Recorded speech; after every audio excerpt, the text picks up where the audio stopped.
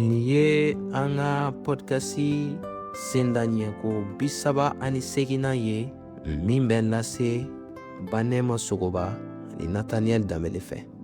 Bi taari don marisi kalo tile 2 san 2025 an ka verse kalanta bɛ bɔ Piyɛri fɔlɔ ta sura 5 verse 2 ka se 3 ma. Ala ka sagakolo min kalifalen bɛ aw ma, a ye aw janto o la.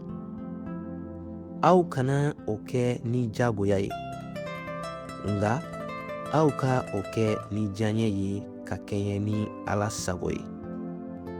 Aw kana o kɛ tɔnɔjugu kosɔn, nga aw ka o kɛ ni ŋaniya ɲuman ye. Verse 3. Minnu kalifara aw ma, aw kana fanga digi olu la, nga aw ka kɛ ɲɛjirabaw ye sagakulu la. Nin yɔrɔ la Ala bɛ an wele, karamɔgɔw, dɔnkilidalaw ani mɔgɔ o mɔgɔ bɛ baara kɛ Ala ye ka kɛ ɲɛjirala ɲuman ye a ka jamakulu ɲɛkɔrɔ.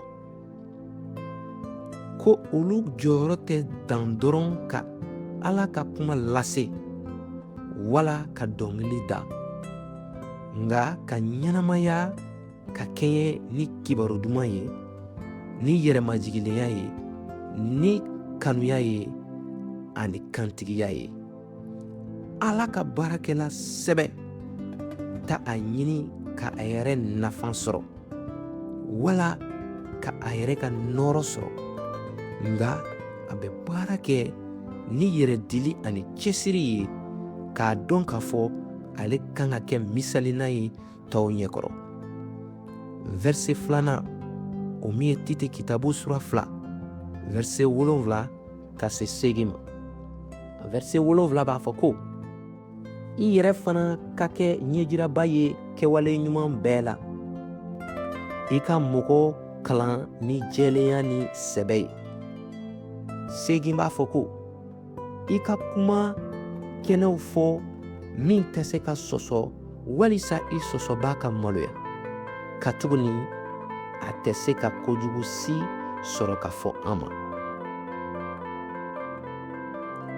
Nin yɔrɔ bɛ an lajija ko a kɛra tanuli ye o, a kɛra wajulu ye o, wala an ka ɲɛnamaya don o don, an ka ɲɛnamaya ka Ala ka nɔɔrɔ jira.